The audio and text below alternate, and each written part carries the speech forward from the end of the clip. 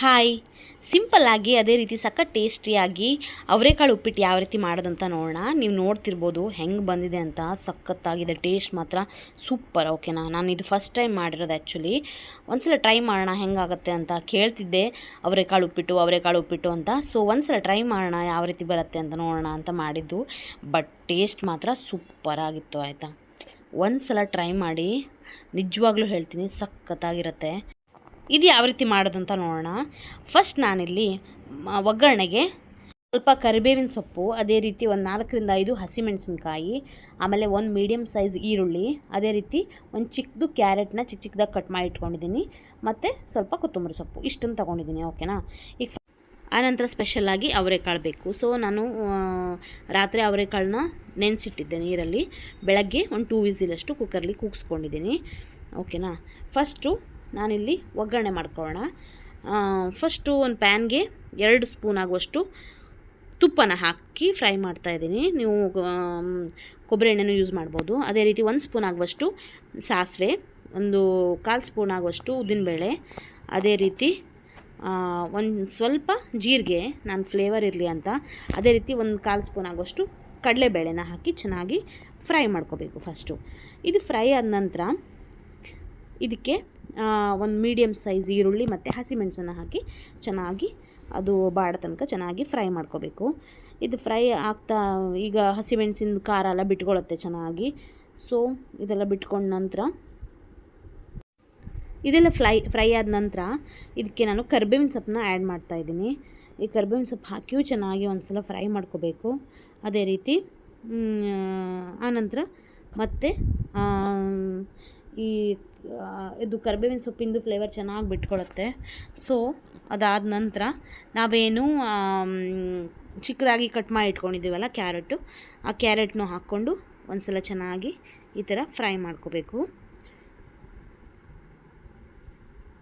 ಯಾಕೆಂದರೆ ಇದು ಸ್ವಲ್ಪ ಹಸಿ ವಾಸನೆ ಹೋಗಬೇಕು. ಕ್ಯಾರೆಟ್ ಒಂಥರ ಸ್ಮೆಲ್ ಅಲ್ವಾ, ಹಸಿ ಸ್ಮೆಲ್ ಅಲ್ವಾ ಅದು. ಸೊ ಅದು ಚೆನ್ನಾಗಿ ಹಸಿ ವಾಸನೆ ಹೋಗೋ ತನಕ ಚೆನ್ನಾಗಿ ಫ್ರೈ ಮಾಡಿಕೊಂಡು ಆನಂತರ ಇದಕ್ಕೆ ನಾವೇನು ನೆನೆಸಿ ಬೇಯಿಸಿಟ್ಕೊಂಡು ಚೆನ್ನಾಗಿ ಫ್ರೈ ಮಾಡಿದ ನಂತರ ಸೊ ಇದಕ್ಕೆ ನಾನು ಈ ಲೋಟದಲ್ಲಿ 1 ಲೋಟ ಆಗುವಷ್ಟು ರವೆನ ತೊಗೊಂಡಿದ್ದೀನಿ. ನಾವಿಬ್ಬರೇ ಇರೋದ್ರಿಂದ. ಸೊ ಇದರಲ್ಲಿ ನಾನು 3 ಲೋಟ ಆಗುವಷ್ಟು ನೀರನ್ನು ತೊಗೊಂಡಿದ್ದೀನಿ.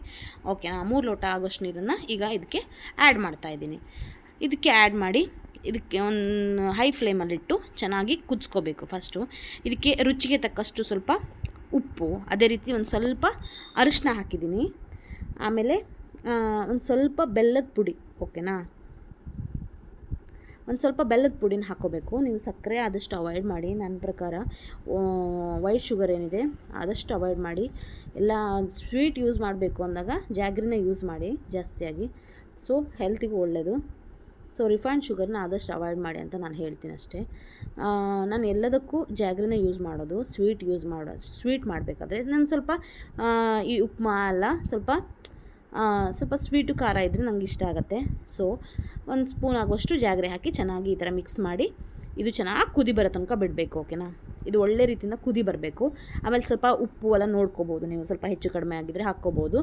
ಈ ಥರ ಕುದಿ ಬರ್ತಾ ಇರಬೇಕಾದ್ರೆ ನಾನಿಲ್ಲಿ ಚಿಕ್ಕದಾಗಿ ಕಟ್ ಮಾಡ್ಕೊಂಡಿದ್ನಲ್ಲ ಕೊತ್ತಂಬರಿ ಸೊಪ್ಪನ್ನ, ಅದನ್ನ ಈಗಲೇ ಆ್ಯಡ್ ಮಾಡ್ತಾಯಿದ್ದೀನಿ. ಕೆಲವರು ಉಪ್ಪಿಟ್ಟು ಆದಮೇಲೆ ಆ್ಯಡ್ ಮಾಡ್ತಾರೆ, ಬಟ್ ನಂಗೆ ಅದು ಹಸಿ ಸಿಗೋದು ನಂಗೆ ಇಷ್ಟ ಆಗೋಲ್ಲ ಬಾಯಿಗೆ. ಸೊ ನಾನು ಅದು ಕುದೀತಾ ಇರಬೇಕಾದ್ರೆ ನಾನು ಏನು ಕೊತ್ತಂಬರಿ ಸೊಪ್ಪನ್ನ ಚಿಕ್ಕದಾಗಿ ಕಟ್ ಮಾಡಿ ಇಟ್ಕೊಂಡಿದ್ದೀನಲ್ಲ ಅದನ್ನೆಲ್ಲ ಆ್ಯಡ್ ಮಾಡ್ತೀನಿ. ಇದು ಚೆನ್ನಾಗಿ ಕುದಿ ಬರಬೇಕು. ಇದು ಚೆನ್ನಾಗಿ ಕುದಿ ಬರ್ತಾ ಇದ್ದಾಗ ಈ ಕೊತ್ತಂಬರಿ ಸೊಪ್ಪನ್ನ ಆ್ಯಡ್ ಮಾಡಿದ್ದೀನಿ. ಅದೇ ರೀತಿ ಇದು ಸ್ವಲ್ಪ ಫ್ಲೇವರ್ ಬಿಟ್ಕೊಳ್ಳುತ್ತೆ. ಆಮೇಲೆ ನಾವು ಏನು ರವೆ ಇಟ್ಕೊಂಡಿದ್ದೀವಲ್ಲ, 1 ಲೋಟ ರವೆ ಇಟ್ಕೊಂಡಿದ್ದೀನಿ, ಅದನ್ನ ಸ್ಲೋ ಆಗಿ ಹಾಕಿ ಮೀಡಿಯಮ್ ಫ್ಲೇಮಲ್ಲಿ ಇಟ್ಕೊಂಡು ಸ್ಲೋ ಆಗಿ ಹಾಕ್ತಾ ಈ ಥರ ಚೆನ್ನಾಗಿ ಮಿಕ್ಸ್ ಮಾಡ್ತಾ ಬರಬೇಕು. ಇಲ್ಲ ಗಂಟಾಗತ್ತೆ, ಬಿಡಬಾರ್ದು ಕೈಯ. ಹೀಗೆ ಸ್ಲೋ ಆಗಿ ಮಿಕ್ಸ್ ಮಾಡಬೇಕು. ಚೆನ್ನಾಗಿ ಹೀಗೆ ಸ್ಲೋ ಆಗಿ ಮಿಕ್ಸ್ ಮಾಡಿದ ನಂತರ ಇದು ಈ ಥರ ನೋಡಿ, ಈ ಥರ ಮಿಕ್ಸ್ ಮಾಡ್ಕೋಬೇಕು. ಲೋ ಫ್ಲೇಮಲ್ಲಿ ಇಟ್ಕೊಂಡು ಮಿಕ್ಸ್ ಮಾಡಿ. ಯಾಕೆಂದರೆ ಸೀದು ಹೋಗೋ ಚಾನ್ಸಸ್ಸು ಇರುತ್ತೆ, ಇಲ್ಲ ಸಿಡಿಯುತ್ತೆ ಮುಖಕ್ಕೆ. ಸೊ ಈ ಥರ ಮಾಡಿ ಒಂದು ಸಲ ಇದು ಮಾಡಿಬಿಟ್ರೆ ರುಚಿಯಾದ ತುಂಬ ಟೇಸ್ಟಿಯಾದ ಅವರೆಕಾಳು ಉಪ್ಪಿಟ್ಟು ರೆಡಿ.